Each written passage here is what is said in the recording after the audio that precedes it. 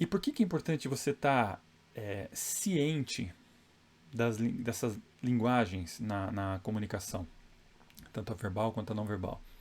Talvez você já tenha até visto ou ouvido falar de um estudo afirmando que somente 7% da eficácia na comunicação vem da linguagem verbal. O restante se deve à linguagem não verbal, a linguagem corporal e o tom de voz.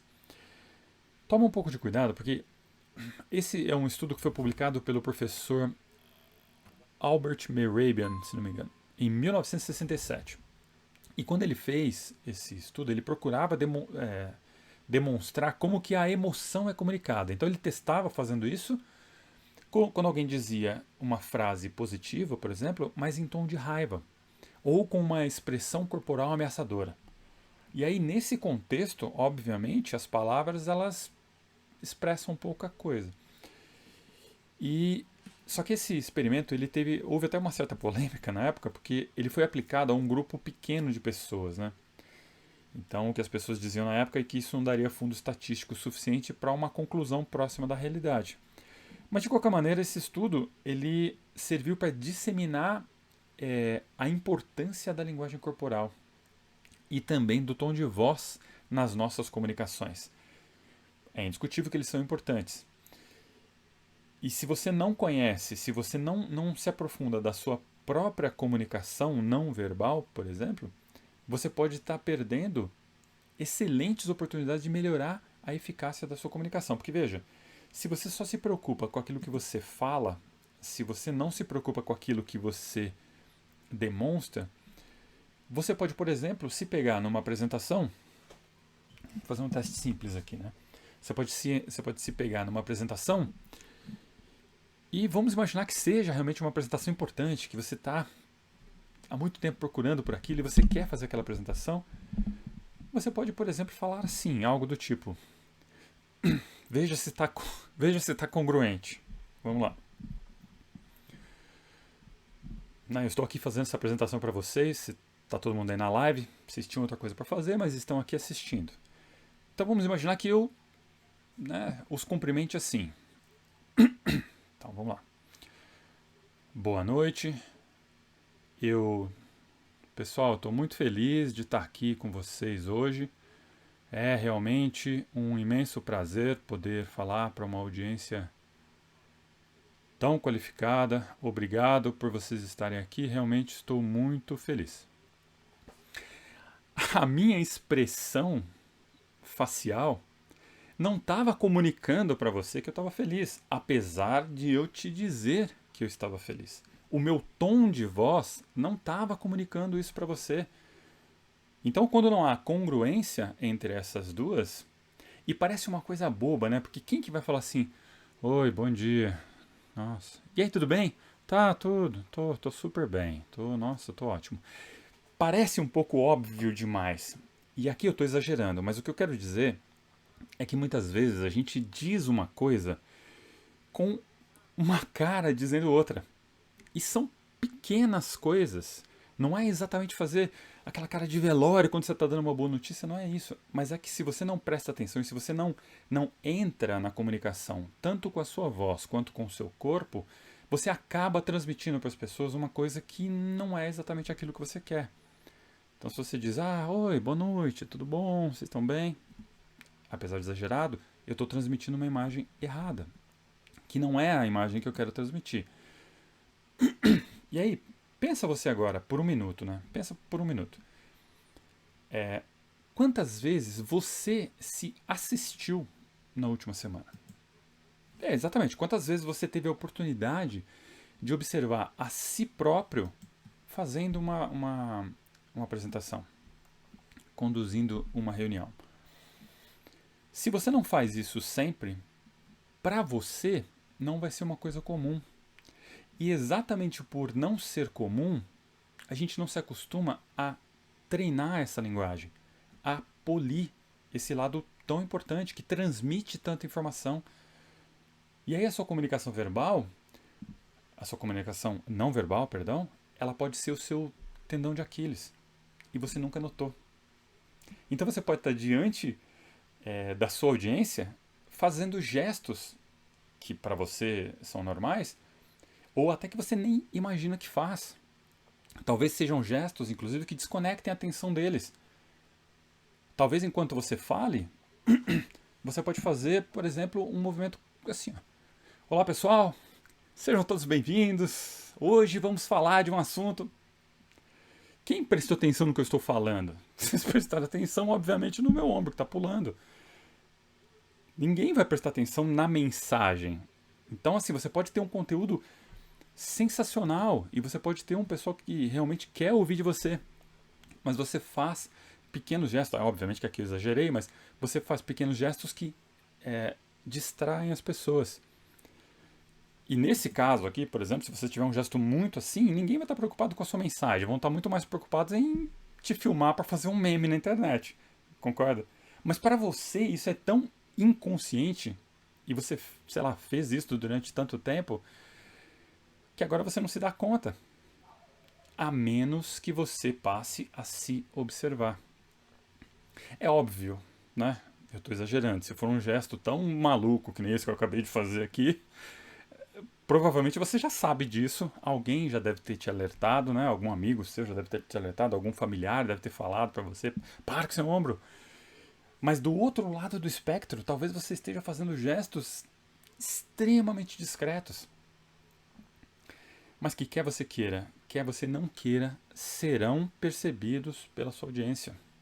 As pessoas percebem. As pessoas têm um sexto sentido para esse tipo de coisa. Elas percebem as menores expressões e elas atribuem inconscientemente valor e significado para elas. Então, se você estiver se você estiver falando, por exemplo, coisas que não estão consonantes com as suas expressões, com a sua linguagem não verbal, as pessoas vão notar. E elas podem até não entender exatamente o que elas perceberam. Mas elas vão ficar com o pé atrás. Porque existe ali alguma coisa que elas estão percebendo, existe ali alguma coisa estranha, uma coisa que não está batendo muito. E aí elas podem se fechar para a sua comunicação. O que eu estou dizendo é, por exemplo, uma pessoa. Eu assisti uma palestra e o palestrante estava extremamente nervoso. Até aí, padrão, né? Quem não fica? Mas aí ele começou a fazer alguns gestos estranhos. E especialmente nessa palestra, ele estava falando sobre ética, sobre confiança. Eu não me lembro mais do que, mas basicamente assim, é uma palestra sobre ética e confiança.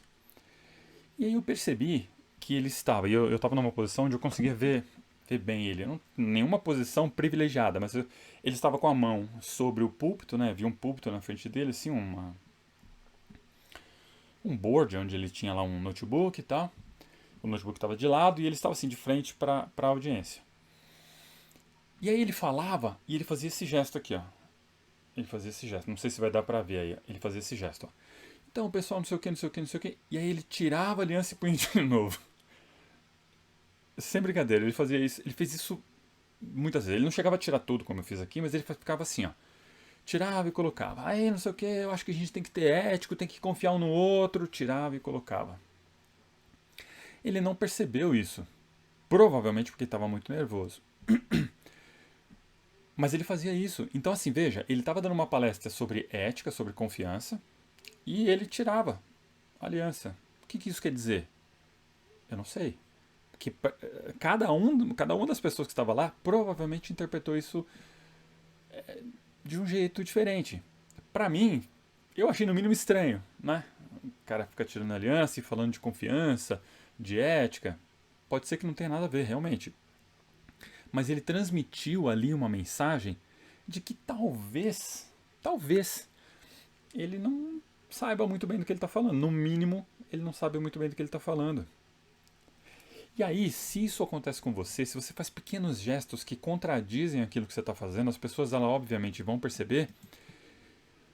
E dependendo do contexto, claro, né, se você está numa reunião de trabalho, as pessoas elas vão continuar ali te ouvindo e elas vão ficar até o final da sua apresentação. Mas com certeza elas vão ignorar boa parte das coisas que você disser. Então isso é muito importante, você precisa ficar atento. E quando eu digo isso, não é só apenas aqui no nosso ramo de falar em público, não.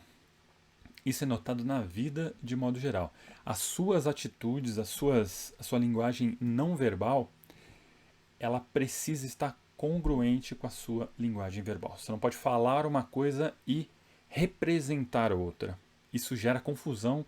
Isso, as pessoas elas observam, tem alguma coisa estranha, hein? Por que tá falando isso e tá com essa cara aí? Você entende? E quem não se conecta com você não te ouve. Ou até te ouve, perdão, né? Quem não se conecta com você não te escuta. As pessoas ouvem, mas elas não escutam. Ouvir é mecânico, né? Você ouviu isso, quer você queira, quer você não queira. Quando você escuta, você trabalha, você pega aquela audição, você entende, você compreende, você ouve com atenção, né? Você ouve prestando atenção. Muito bem. De modo geral, você precisa ser congruente. Porque se você não for, ninguém vai dar bola para aquilo que você está falando. É fato, esquece. Pessoal, eu estou olhando ali, porque né, realmente eu estou monitorando várias coisas aqui para ver se elas estão funcionando. Muito bem. Eu lembro de uma história. Essa história é muito, muito legal. Que um amigo me contava. Ele foi. Um amigo, ele foi para uma entrevista de emprego numa empresa, numa multinacional. Não era uma multinacional, não, minto, desculpa, era uma. Eu não me lembro exatamente, acho que era uma empresa de marketing, uma agência, alguma coisa do tipo. Ele era de tecnologia e ele foi fazer uma entrevista lá. E aí ele contava que quando ele foi contratado para trabalhar naquela empresa, ele passou por várias entrevistas. E uma delas, uma das últimas entrevistas que ele fez, foi com o futuro chefe direto dele. E esse cara, ele era um dos proprietários da empresa. E aí, durante a entrevista, ele foi muito cobrado em relação à questão da ética pessoal, porque eles diziam, a companhia dizia que a ética pessoal era a base da ética profissional e a ética profissional era algo do qual a empresa, a companhia se orgulhava muito de ostentar. Então, aí beleza, depois que ele foi contratado, ele passou por um processo de climatização lá, né, de onboarding, junto com vários outros recém-contratados. E novamente o tema de ética pessoal e ética profissional foi exaustivamente comentado por esse novo chefe dele agora. E aí, depois de trabalhar na empresa por 2 anos mais ou menos, ele me contou que chegou um determinado momento lá, ele estava na mesa dele, e aí a secretária do chefe chamou ele. E aí ela discretamente perguntou se ele não queria assumir algumas multas de trânsito. Vai vendo. Aí ele falou, como assim, multa de trânsito? Não entendeu e ela explicou. Aí ela não queria dizer, mas ela acabou dizendo para ele que o chefe dela, que também era o chefe dele, pagava para que outras pessoas assumissem a infração, para que ele não recebesse os pontos na habilitação dele. Porque senão a habilitação seria suspensa. E eu acho que ele não devia tomar muito cuidado com isso, né? Aí esse meu amigo ele conta que aquilo foi um baita balde de água fria. E que inclusive foi uma das coisas que motivou ele a sair da companhia pouco tempo depois. Não foi só isso, obviamente, mas foi uma das coisas que ele fala até hoje que foi aquilo que, sabe, foi a gota d'água que realmente fez ele procurar um outro emprego, uma outra oportunidade. Então, o maior benefício que você pode ter ao manter congruência entre a sua linguagem verbal e a sua linguagem não verbal é simplesmente e somente tudo aquilo que você quer com a sua apresentação. O que você quer com a sua apresentação? Você quer transmitir a sua mensagem. Você quer comunicar a sua ideia. Você quer ser compreendido. Você quer atingir o objetivo que você planejou para aquela apresentação. E sem essa congruência, as pessoas elas não vão conseguir confiar plenamente em você. E se elas não confiam em você, elas não se conectam. E se elas não se conectam, não tem mensagem transmitida. Você acha que alguém da plateia que não está confiando muito em você, vai chegar no final e vai se engajar a ponto de fazer algo que você solicite, que você tenha planejado para elas, é muito mais provável que não. Aliás, e você precisa tomar cuidado com isso, nós precisamos, uma coisa muito pior do que você não conseguir o seu objetivo é que, se esse tipo de episódio começa a acontecer com frequência, toda apresentação tem lá uma coisinha estranha, você pode ser taxado como uma pessoa talvez incompetente. Ou, no pior de todos os casos, você pode perder credibilidade. Ser considerado talvez pouco confiável. Olha que coisa horrorosa. Não que ninguém vai mais querer comprar um carro usado de você, não é isso. Mas toda vez que essas pessoas receberem um convite para ir para uma apresentação sua, elas vão pensar mais de uma vez se vale a pena investir o tempo delas para te assistir. E aqueles que forem, eles já vão com aquele pré-conceito sobre você. Ou seja, mais uma barreira para você derrubar a fim de você conseguir transmitir a sua mensagem com sucesso.